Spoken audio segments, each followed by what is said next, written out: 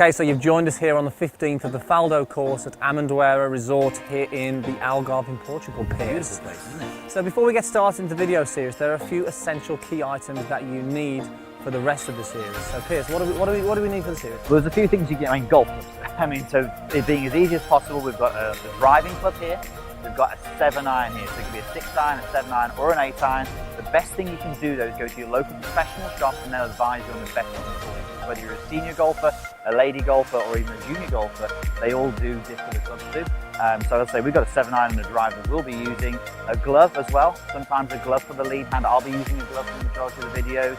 This can help give you a little bit more grip. And some tee pegs. And tees as well. Very important for this. Definitely. And also guys, all you need actually is a driving range or your local practice facility where you can go and put into practice what we're going to tell you. So that leads us into the setup basics bit. Should we get started with that? Yeah. Okay, so part one is really going to focus more on how to hold the golf club. But before we get into that piece, we're going to focus on some simple setup basics. And all we need for this is the 7-iron, don't we? Just got a 7-iron here. So let's actually talk about what is the different parts of this golf club. So start with a grip, okay? So that's obviously where you hold it. We call this the shaft. Now the reason we're going through this is we may need to reference these throughout this video series. So we have the shaft, and then we have the club head. Now on the club head, makes sense that we would have a face. So we have the club face. Now, the main part we're going to be talking about now when we're setting up for the golf club is this front part of the golf club here. We call that the leading edge.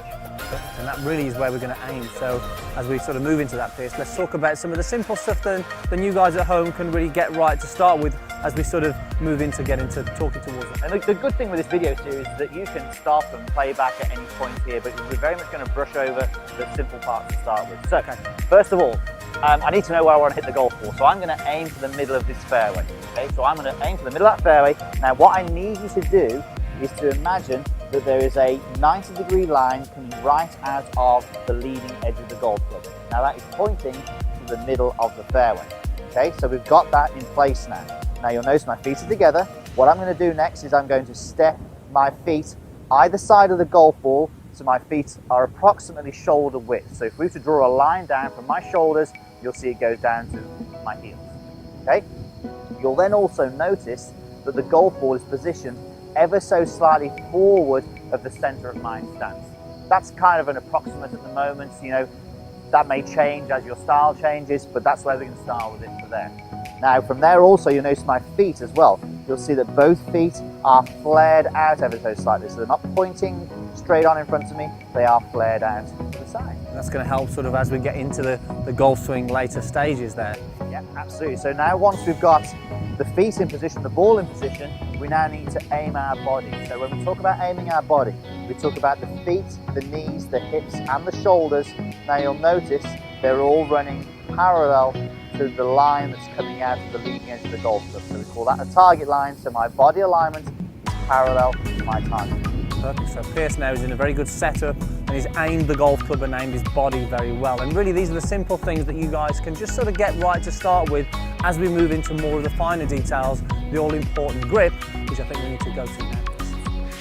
Okay, so you now understand the setup basics about aiming the golf club and your body correctly and position the feet and the golf ball. Let's get into the most important part of part one, which is the hole. Now, golfers come to us for golf lessons, and whether they've been playing 12 months or 10 years, it's the first thing that we're going to be looking at to see if it's having an effect on the golf ball piece. It's so important, isn't it? It really is, Andy. And if you've got a bad hole, you'll probably have a bad swing, or you will do compensations in your golf swing, because the whole objective of the hole is you've got to be able to control the club head as you're swinging it around your body. You've got to be able to present it squarely to the golf ball, to hit straight shots, to hit it in the air even, but consistency as well. People are always asking for consistency.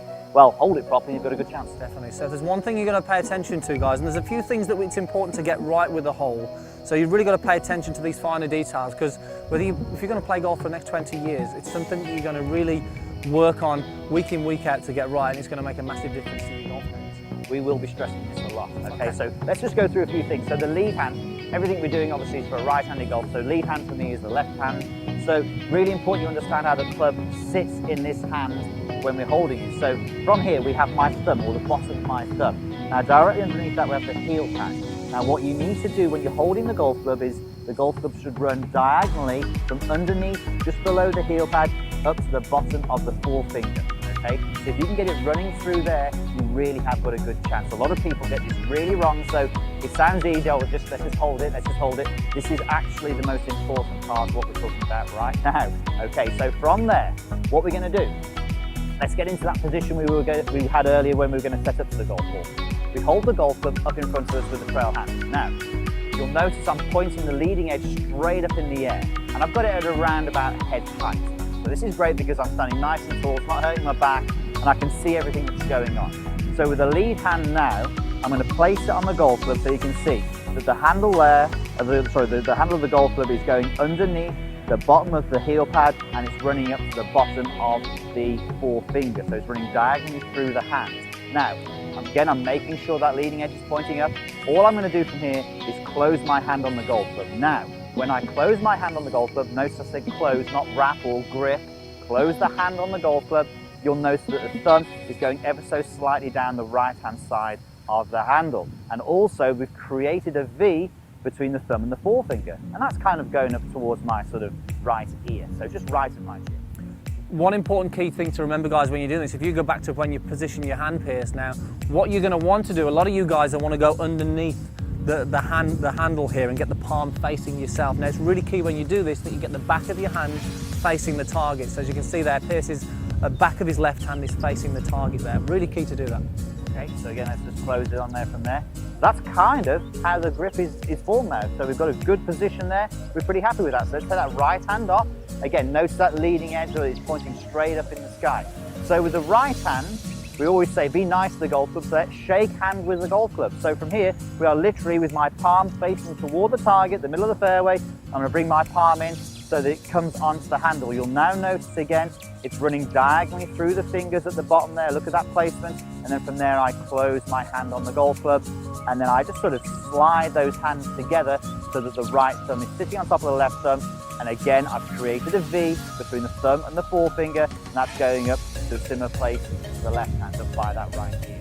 Perfect. So now you have the hands nicely close together, but positioned in the right way. And really important, as you mentioned, Pierce, the leading edge of the club is still up in the air.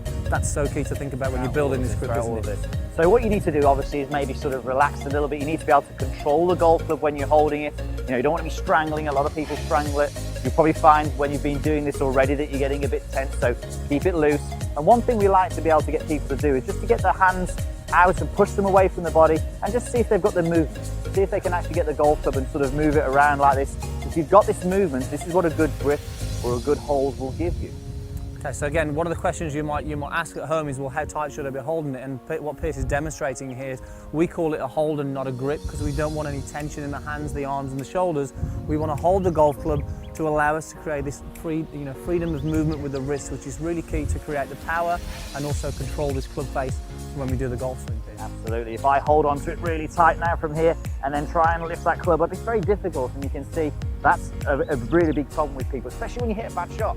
You hit a bad shot, the next time you hold on to it, you're going to grip it even tighter.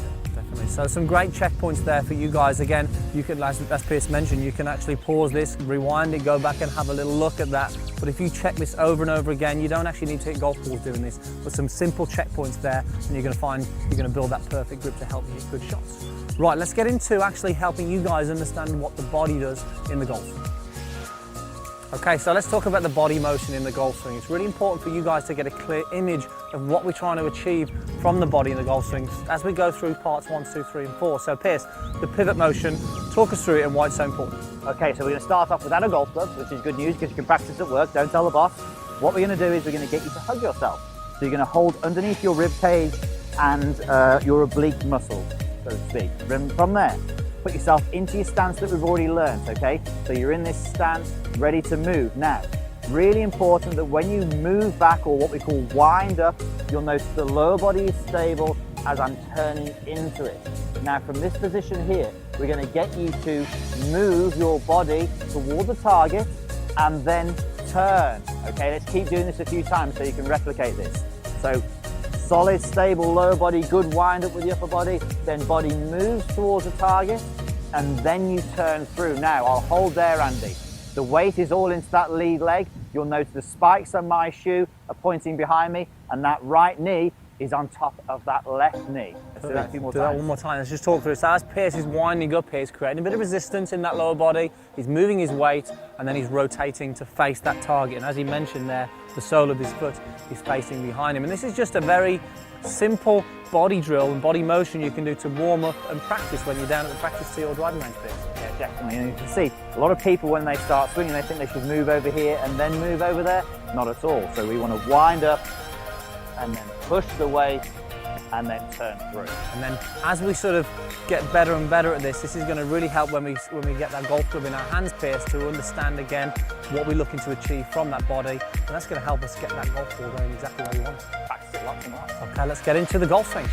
Okay, so we've talked you through the setup. Let's get you hitting some shots. Now, Pierce, for the guys at home who want to practice, obviously they've got the setup now. For the guys at home who want to practice hitting some shots now, how should they start? Okay, well, what we're going to do first of all, let's tee the golf ball. Okay, so the golf ball is on a tee. Now I'm going to actually hit this one with a very short swing. So this is where you perhaps best to start. So I'm just going to go through the routine very, very quickly.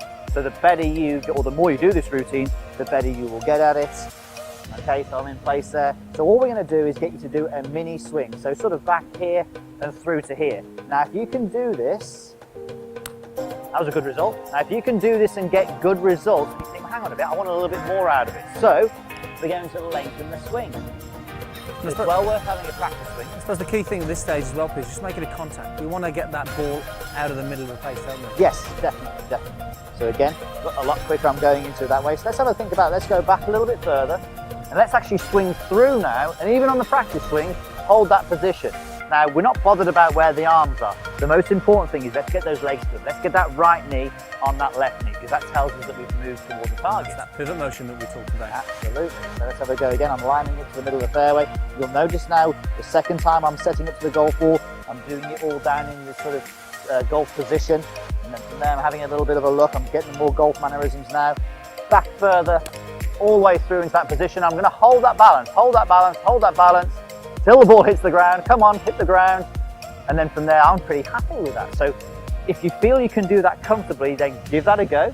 But if not, if you just have to continue with the short swings, that's fine as well. Okay, so it's sort of building up at I suppose at a swing length that you feel comfortable with. And I think until you can do that, until you feel confident that you can strike the golf ball. And one thing that Pierce mentioned there is, look, you don't have to just hit shot after shot. Have a practice swing.